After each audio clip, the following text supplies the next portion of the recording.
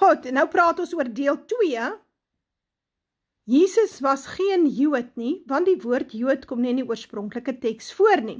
En ek gaan vir julle gou die bewyse gee, en ek gaan vir julle bewyse ook gee daar uit die hart van die Jodendom, daar uit die Haifa Universiteit, oor 'n stukkie argeologie wat hulle opgetel het daar op die plekke, want mense sal natuurlik weet, wel die oorspronklike teks praat nooit van 'n Jood nie, maar miskien het die Romeine hulle Jode genoem. Nee, hulle het dit nie gedoen nie. So die Romeine het hulle Jehuda genoem, en ons weet dit na aanleiding van 'n muntstukkie wat opgetel is, wat dateer uit 71 na Christus, of 71 Common Era, min of meer na Christus, het hulle 'n ou muntstukkie opgetel, en daarop staan die woord Jehuda. Nou ja, so nou, hoe nou? Kom ons kyk.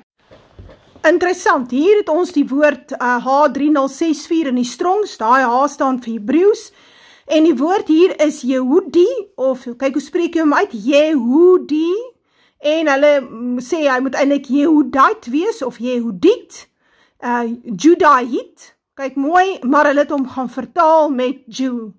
Hier sien ons the term Yehudi occurs 74 times in the Masoretic text of the Hebrew Bible, so daar staan nie Jood nie, en the plural is Yehudim. En weer eens, die woord Jood kom nie in die Ou Testament eers voor nie, die woord is Yehudi of Yehudite. Reg, volgende ene, hierdie is oulik. Kyk, hierdie het ons 'n muntstukkie daar, en wat staan daar? Die Romeine het hierdie muntstuk gemint om te verduidelik, hulle het oor Jehuda getriomfeer tydens die 70 na Christus verwoesting van Jerusalem, en dan staan daar agterop Jehuda captured or Jehuda defeated. En dan kyk ons na G2453, Judaios, wat eintlik van Yehudi afkom, van die Hebreeus af, maar die Grieke sit ons oral 'n S aan, so Yehudi word in Grieks Judaios.